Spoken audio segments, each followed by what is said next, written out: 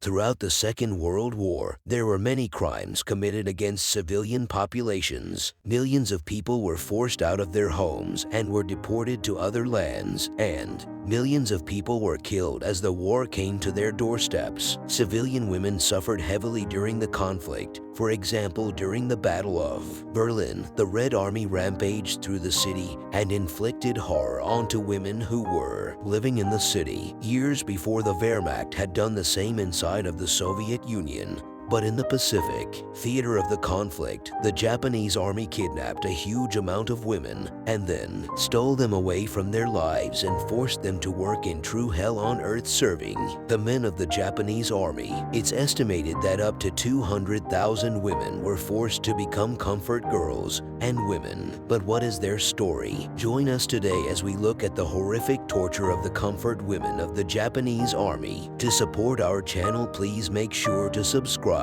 The Japanese army, it's believed, set up comfort stations of brothels for men of the Japanese army to visit for a number of reasons. Firstly, it was believed that these stations would reduce the amount of assault in the civilian populations in which the army occupied. And also it was believed that these stations would try to reduce the amount of transmitted infections amongst the Japanese soldiers, and then this would not need to be treated.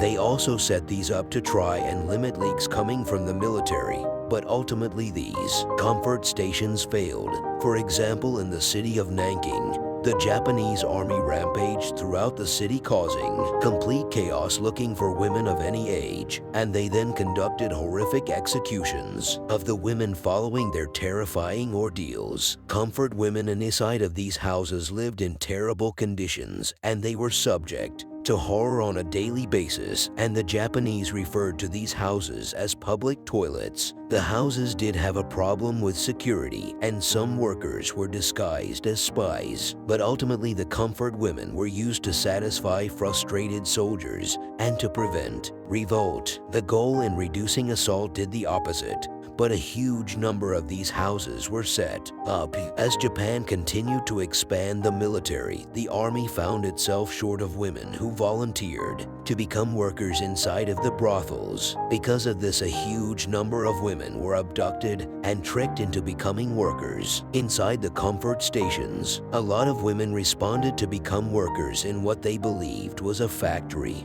or answered advertisements to fill in nurse jobs, but they then were forced into working in the stations. During the early parts of the Second World War, the Japanese recruited prostitutes through normal means, but there was a huge amount of kidnapping. Women and girls were stolen from their families, and they were told that they could relieve their families' debt by serving in this manner. Many Korean girls enlisted in the jobs, and Korean women were being purchased for between 300 and 1,000 yen based on their physical appearance, and then these women became property of men in the military and were not allowed freedom. Many Chinese women also found themselves in this situation, and whatever country the Japanese invaded, they took women to become comfort women. As the war continued for the Japanese and more strain was placed on the military, they struggled to resupply parts of the army. However, the units then made up the difference by looting local supplies, and the army also demanded that local leaders should give up women to be part of the brothels along the front lines. Some locals were considered hostile to this idea in China, and because of this they carried out a 3-alls policy, meaning they killed everyone in the settlement,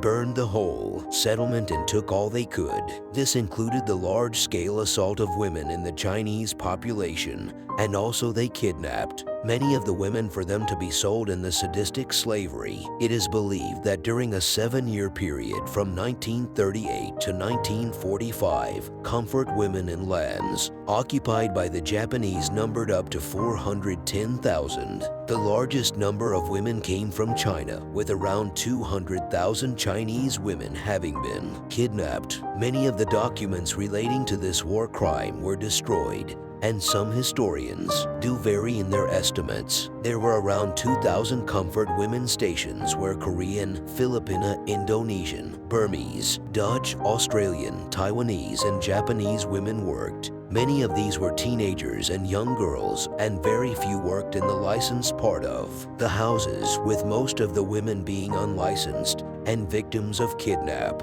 Japan, it's believed, had quotas of women who were forced to work as comfort women, and in Korea the daughters of the gentry and the higher classes were spared unless their families showed signs of being against the Japanese army and being more in favor of a pro-independent land. The Army and Navy also subcontracted women, and the taking of them to contractors who would source the women, and organized crime groups would also take part in this. During the invasion of the Dutch East Indies, many Indonesian and European women suffered at the hands of the Japanese forces. Some women were taken to try and control the assault problem, with local leaders forcing some women to work as comfort women to save other women. This included many European women, and a few even were forced to live inside the homes of Japanese officers to serve one man rather than serve many in a brothel. Many women faced starvation and refugee camps where conditions were tough if they didn't work in the houses, and many agreed to the offer of work when the true nature of what they would be doing wasn't released to them. Some women in the Dutch East Indies volunteered to save younger ones, and the women forced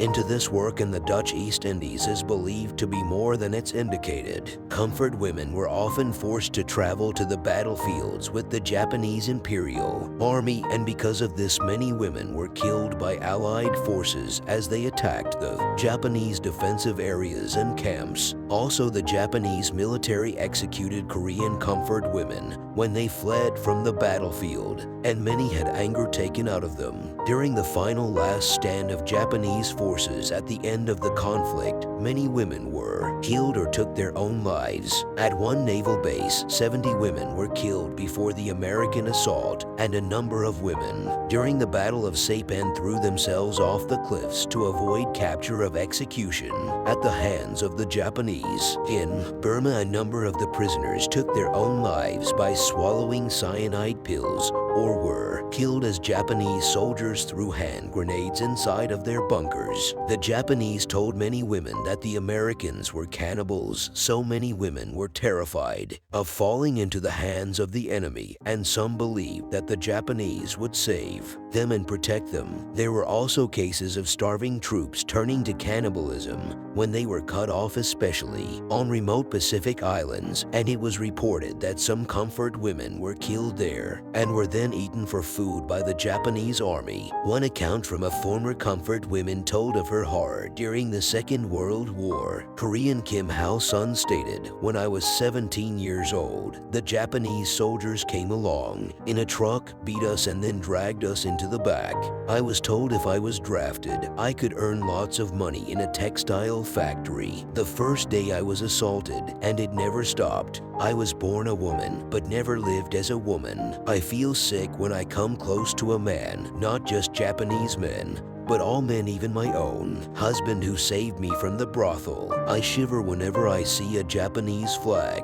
Why should I feel ashamed? I don't have to feel ashamed." This one woman claimed she was assaulted up to 40 times a day, and this happened every day of every year that she was a comfort woman. She felt dehumanized, and it greatly affected her for the rest of her lives. Women were seen as spoils of war by the Japanese army, and some were even used to donate blood to treat wounded soldiers. European women went to the officers and higher-ranking soldiers, but Korean women mostly were assigned to the lower ranks. Another former comfort woman stated, "Being used as a public dumping ground by those men left me with a deep shame I still feel in the pit of my stomach. It's like a hard, heavy, sick feeling that never entirely goes away. They reduced me to something low and disgusting that suffered miserably in front of them." The story of the comfort women of the Second World War is an incredibly tragic and horrific war crime that saw hundreds of thousands of women stolen from their homes and towns and forced to conduct horrific work against their will. Women from all over Japanese-occupied lands were forced into this, and the experiences of the women were truly harrowing. Many of them were just girls when groups stole them for the Japanese army, or they were led away in trucks. Many were tricked into volunteering, believing they were going to work in restaurants, hospitals, and factories atrocities. However, what they were actually forced to do was harrowing. Many of these comfort women never lived out the war and were killed and executed during the fighting, and today many of their stories remain untold. Thanks for watching. To support our channel, please make sure to subscribe. Once again, thanks for watching.